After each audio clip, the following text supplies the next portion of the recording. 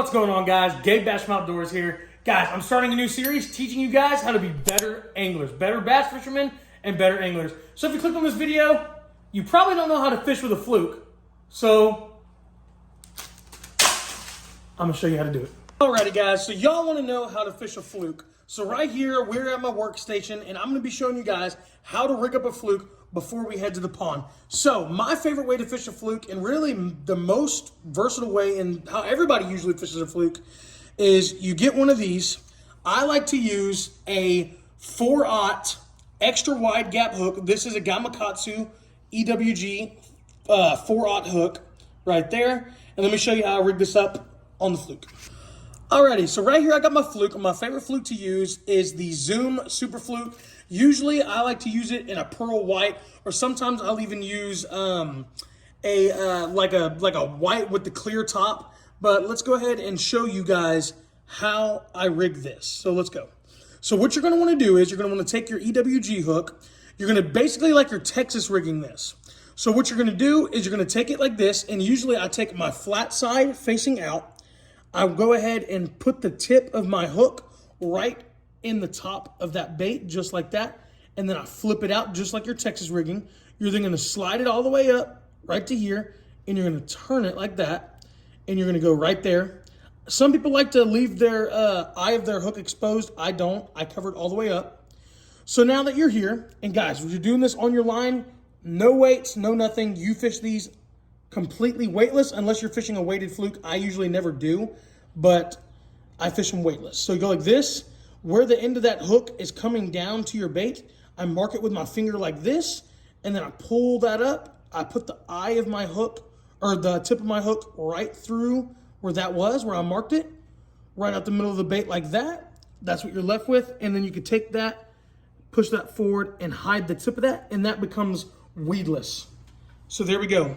Now, we're gonna go to the pond. I'm gonna show you guys the best place to throw these, when to throw these, and how to fish them so you can catch more bass and be a more successful angler. We're at the pond. Right now, I've got a fluke tied on. This one's actually the Flush by 6 Cents, but it's a fluke.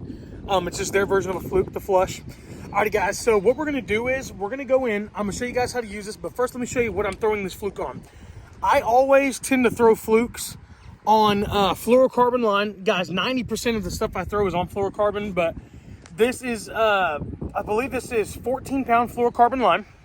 I'm using in the video I showed you a 4/0, but I didn't have any more, so I'm using a 3/0 EWG. I've got the Flush, and then I'm using on my rod, this is a medium heavy action rod with a moderate or a fast action tip, that way you can feel the fish. And then this one's just the Abu Garcia Revo X. So we're gonna throw this around. I'm gonna show you guys how to work it, and let's catch some fish. Alrighty, so we're down here at the pond. We've got our fluke tied on. What I'm gonna do is, I'm right here, I'm just gonna toss this fluke out, and let me show you guys how to work it. You're gonna want that fluke to sink a little bit, so once it hits the water, let it sink down a little bit, just like that. You wanna keep that line tension, you know, not too loose, but it ain't gotta be tight. And you're gonna twitch, twitch, pause. That's the main part of this bait, is the pause. A lot of people don't let their fluke pause. Twitch, twitch, pause. That's it. And what that's gonna do is, it's gonna allow that fluke to dart around all crazy, just like that, and you pause. And that fluke's gonna go like this, and it's just gonna float, and it's gonna float. And it imitates a dying bait fish. And that drives the bass crazy. You could speed it up, you could slow it down, you could add more pops, but for the most part, you're just gonna pop, pop, stop. Pop, pop, stop. And reel as you go, pop, pop, reel up a little bit, pop, pop. And that's all you're gonna do, guys. That's basically all you do. And look, if you can see it in the water right there, if the camera will pick it up, you can see that fluke darting all crazy in the water. Pop, pop, and then you let it sink. But that's all you're gonna do. So as I do this, what I'm looking for when I'm casting a fluke is, flukes work really good in the summertime. Early summer, a lot of times around the shad spawn, because it looks like a dying shad. They have all different colors, so really match the forage of what you're fishing for. If you're fishing somewhere that's got a lot of bluegill, throw one of the, the bluegill type colored flukes. This pond has a lot of shiners, a lot of shad, and things like that as bait.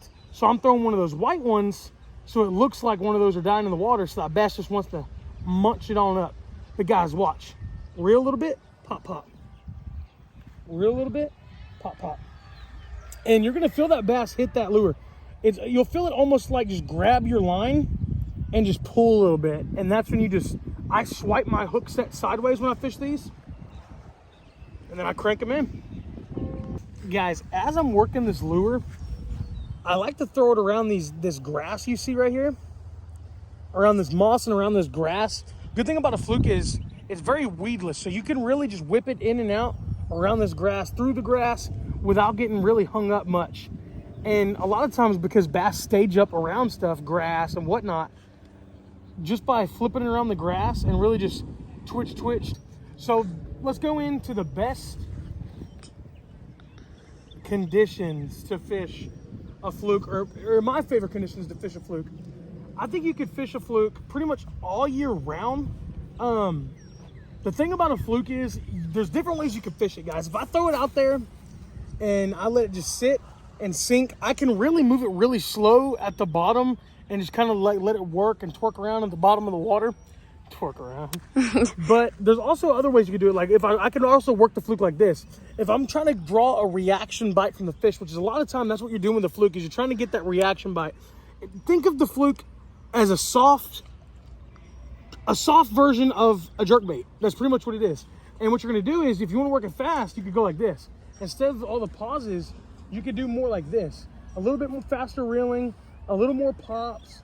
And really what you're gonna do is, especially if you're fishing, ponds or whatever you're doing, is you're trying to figure out what the fish want. Are they wanting it slow at the bottom, just very like, or are they wanting it through the water working fast, and you're gonna get more bites from reaction bites like that? It's really what the fish want. Everything relies on the fish's hands, or their fins, per se. If you guys are enjoying this series on how to be a better bass angler and how to be a better bass fisherman, and me going through lures and showing you where to fish them, how to fish them, and what to do, comment down below. I would love to keep making these videos for you guys. I'm gonna see you guys in the next one. Peace!